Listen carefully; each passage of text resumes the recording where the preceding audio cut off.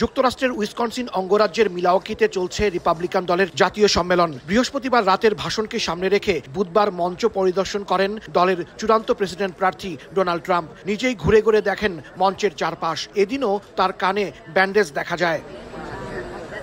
পেনসিলভেনিয়ার নির্বাচনী প্রচারণায় ট্রাম্পকে হত্যা চেষ্টার ঘটনায় এখনো মার্কিন রাজনীতিতে চলছে নানা আলোচনা। 5 দিন পেরিয়ে গেলেও রহস্য উন্মোচন করতে পারেনি কেন্দ্রীয় গোয়েন্দা সংস্থা FBI। এক সূত্রের বরাত দিয়ে মার্কিন সংবাদ মাধ্যম ফক্স নিউজ বলছে, সেদিনের হামলার প্রায় 1 ঘন্টা আগে হামলাকারীকে সন্দেহজনক ব্যক্তি হিসেবে মনে করেছিল নিরাপত্তা বাহিনী। ওই হামলার জন্য যুক্তরাষ্ট্রের সিক্রেট সার্ভিসের ব্যর্থতার অভিযোগ এনে বাহিনীর প্রধানের পদত্যাগের দাবি জানিয়েছেন মার্কিন সিনেটর ম্যাককনেল।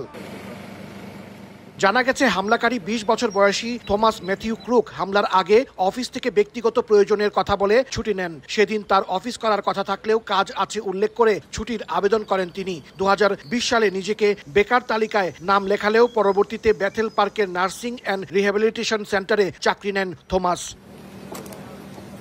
নগদের কাছে সব গ্রাহকই প্রিয়, তাই তো সারা দেশে ক্যাশ আউট চার্জ সবচেয়ে কম।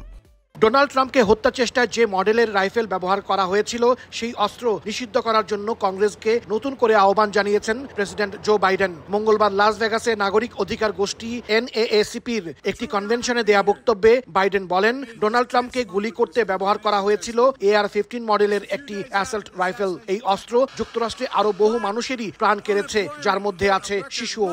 এখন সময় এসেছে এই রাইফেল নিষিদ্ধ করার।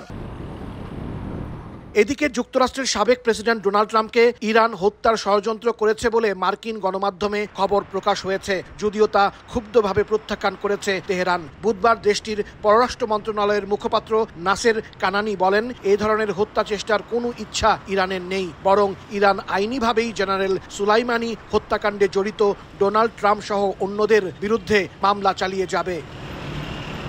হাসানুজ্জামান সাকি, সময় সংবাদ, যুক্তরাষ্ট্র।